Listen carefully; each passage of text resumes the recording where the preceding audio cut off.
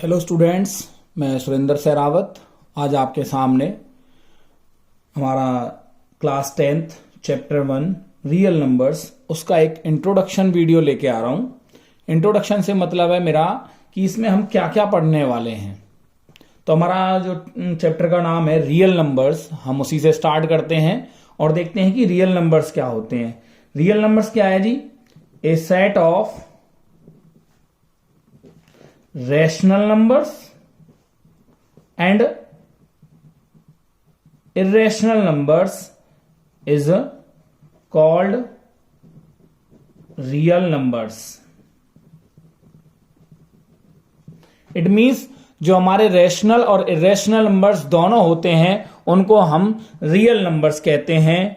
For example, जैसे कि 3/5 एक रियल नंबर है, 3 भी रियल नंबर है, -3b √5 क्योंकि ये रेशनल की कैटेगरी में आ गया। 7 + √5 ये भी रेशनल की कैटेगरी में है। तो ये सभी जो नंबर्स हैं ये हमारे रियल नंबर्स की कैटेगरी में आते हैं। उसके बाद हमारा टॉपिक है रैशनल नंबर्स। रैशनल नंबर क्या होते हैं? हमने 6th क्लास 7th क्लास में पढ़ा था, 8th क्लास में पढ़ा था। The number in the form of P/Q where P and Q are integers and Q is not equal to 0। यहां पे एक टर्म हमारी यूज हुई है, वो टर्म यूज हुई है हमारी इंटीजर्स की। P और Q दोनों इंटीजर्स होने चाहिए। इंटीजर्स के बारे में मैंने पढ़ा था प्रीवियस क्लासेस में कि जो नंबर पॉजिटिव हो और नेगेटिव हो। इट मींस इंटीजर्स की अगर हम प्रॉपर डेफिनेशन के बारे में बात करें तो इंटीजर्स क्या होते हैं? इंटीजर्स होते हैं हमारे the all whole numbers with their negatives, it means इसमें हम नेचुरल नंबर भी ऐड कर सकते हैं। The all the natural numbers with their negatives along with 0। It means -5/7 is a rational number क्योंकि -5 और 7 both are integers. 3/9 are also both are integers. 0 is also a irrational number because it can be written as 0/1. -3 is also a rational number because it can be written as -3/1. Irrational numbers जो rational नहीं है वो irrational होंगे। It means अगर हम irrational number की definition के बारे में बात करें तो irrational नंबर्स क्या है? The number which can not B written in the form of, जिन्हें हम P/Q की फॉर्म में नहीं लिख सकते। Which can not be written in the form of P/Q where P and Q are integers and Q is not equal to 0। For example हम किसके बारे में कह सकते हैं जी? जैसे √5। √5 इज नॉट एन इंटीजर, ये इंटीजर नहीं है, तो ये इसको हम इरेशनल, जो भी रूट वाले नंबर होते हैं वो इरेशनल होते हैं। √11। अब ये भी नहीं है कि all numbers in under root are irrational. √9 क्या है? जैसे मैं यहां पे लिख सकता हूं जी √9, मैं रैशनल वाली कैटेगरी में लिखा है because that is 3। √9 is equal to 3। 9 का रूट निकल सकता है लेकिन 11 का रूट नहीं निकल सकता। इसके बाद हमारा क्वेश्चन क्या है? फंडामेंटल थ्योरम ऑफ अर्थमेटिक, जो कि हमारा इस चैप्टर का पहला क्वेश्चन भी इसी से रिलेटेड है, prime factorization. Fundamental theorem of arithmetic क्या कहती है? एवरी कंपोजिट नंबर जिनके फैक्टर्स हो सकते हैं, every composite number can be expressed as a product of primes, and this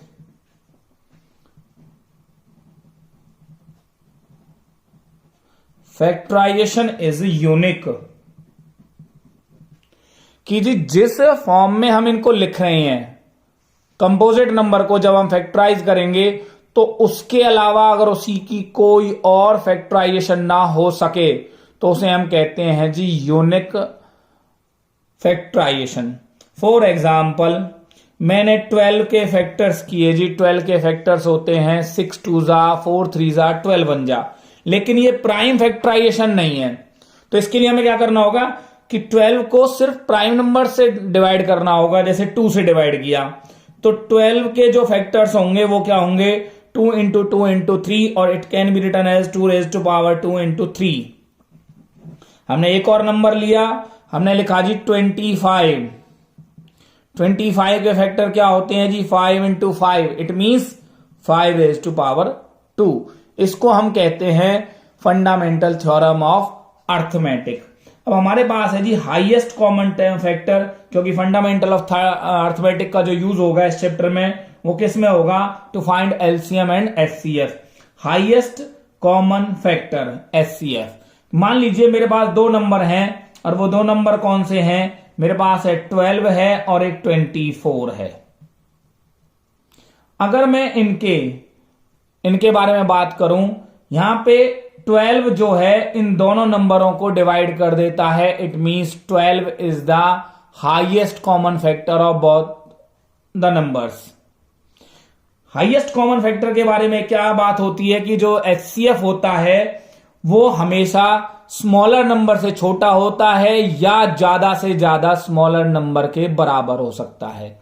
इन दोनों में छोटा नंबर कौन है 12, इट मींस 12 इन दोनों का हाईएस्ट कॉमन फैक्टर है और वो छोटे नंबर के बराबर है। अगर मैं यहां पे लेता हूं 2 और 3 का जो हमारा हाईएस्ट कॉमन फैक्टर होगा वो होगा, क्योंकि इनका तो कोई कॉमन फैक्टर ही नहीं है, तो इनका एक कॉमन फैक्टर होगा 1 which is less than the smaller number. अब बात हम करते हैं LCM, least common multiple. 12 and 24, again मैंने यही नंबर ले लिए। 24 is divisible by both the two numbers, it means इन दोनों का हमारा एलसीएम क्या होगा, वो 24 होगा।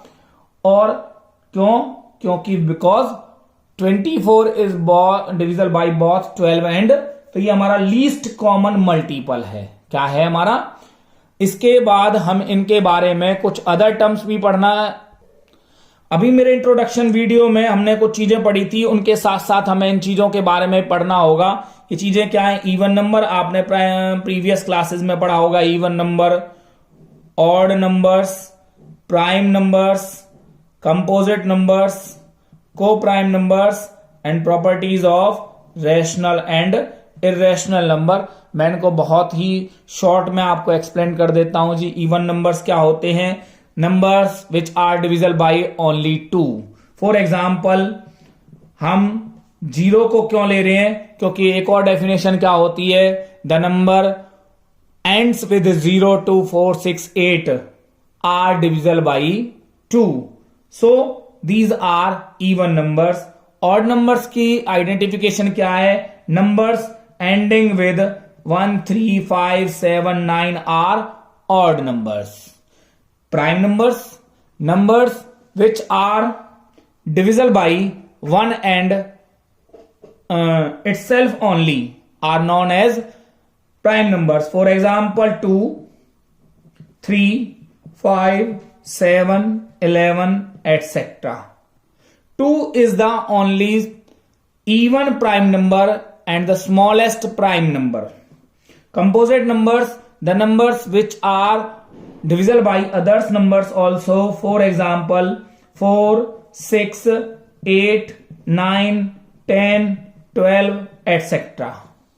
Smallest composite number is 4. 1 is neither prime nor composite. Co-prime numbers और properties of rational and irrational number, इनके बारे में हम पढ़ते हैं। पहले properties of rational and irrational number. इसमें हमारा क्या आता है, कुछ टॉपिक्स आते हैं, addition, subtraction, multiplication,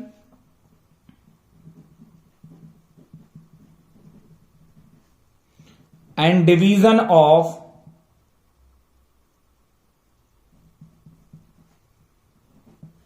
rational and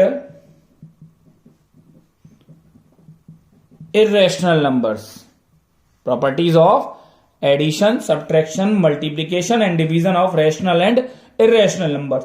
अगर हमारे पास दो irrational नंबर होते हैं, दो irrational, it means √5 प्लस में √6, इनका सम यहां पे क्या है जी, इनका टोटल आंसर है irrational। अगर मेरे पास दो इर्रेशनल नंबर हैं, जैसे कि 2 माइनस √5, ये हमारा एक इर्रेशनल नंबर है। अगर हम सिर्फ इसके बारे में बात करें और मैंने एक अनदर इर्रेशनल नंबर लिया प्लस का √5, तो हम देखते हैं इनका आंसर क्या आता है। जब हम ब्रैकेट को ओपन करेंगे तो हमें जो आंसर मिलेगा वो क्या होगा, 2 विच इज ए रैशनल नंबर्स। तो यहां पे हमारी डिजिट्स पे डिपेंड करता है कि जो हमारा नंबर है वो हम किस टाइप का नंबर ले रहे हैं और हमारा आंसर उसी हिसाब से आएगा। तो यहां पे हमारी जो प्रॉपर्टीज होती है वो प्रॉपर्टी क्या होती है कि sum of 2 irrational numbers may be rational may be irrational. इसी तरीके से हमारा subtraction of 2 irrational numbers may be rational may be rational. Multiplication and division, जिसके मैं आपको यहां पे डिफरेंट एग्जांपल्स आपको दूंगा बेटा। तो ये था हमारा इंट्रोडक्शन वीडियो। इसके बाद हम एनसीईआरटी पे आएंगे। एनसीईआरटी करने के बाद हम उनसे रिलेटेड हमारा एक होमवर्क कॉर्नर होगा, जो मैं हर एक क्वेश्चन के बाद आपको होमवर्क एज ए असाइन करूंगा। तो यहां पे मैं इसको कंप्लीट कर देता हूं, आपको ये वीडियो में पूरा का पूरा दिखाई देगा। ये हमारा था रैशनल एंड इर्रेशनल में हमने पहले इर्रेशनल लिए थे, इर्रेशनल एंड इर्रेशनल। फिर हम यहां पे ये था हमारा एडिशन। अब देखते हैं हम सबट्रैक्शन, जैसे कि 2 + 5 को मैंने यहां पे ले लिया, माइनस √5 ले लिया। मैं अब इनका क्या करता हूं जी, ब्रैकेट को ओपन, माइनस √5 है तो subtraction he, which is a rational number. अगर मैं यहां पे √2 माइनस √6, ये भी दो इर्रेशनल नंबर हैं, इनका सबट्रैक्शन क्या होगा, जो हमारा क्या होगा, इर्रेशनल नंबर। अगर मैं मल्टीप्लीकेशन की बात करता हूं, जैसे कि √2 into √6 is equal to √12 which is a irrational number. अगर मैं √3 इंटू √3 करता हूं तो मेरा आंसर होगा √9 which is a equal to 3, so it is a rational number. √3 and √3 both are irrational numbers, but their product is √9, that is 3, which is a rational number. इसी तरीके से मेरा डिवीजन होगा। फॉर एग्जाम्पल मैंने √8 को √2 से divide किया तो मेरा आंसर होगा √4, which is equal to 2, so it is a rational number. मैंने √8 को √6 से डिवाइड किया, या मैं √18 को √6 से डिवाइड करता हूं तो मेरा आंसर क्या आएगा, √3, विच इज ए इर्रेशनल नंबर। तो ये क्या थी मेरी properties of rational and irrational number. हमने अपना इसमें जो भी टर्म्स आएंगे उनके बारे में हमने पढ़ा है। तो जो अगली वीडियो का पार्ट होगा वो क्या होगा, हमारा एनसीईआरटी कॉर्नर का सॉल्यूशन। ओके स्टूडेंट्स, तो वेट करते हैं अपने एनसीईआरटी कॉर्नर का।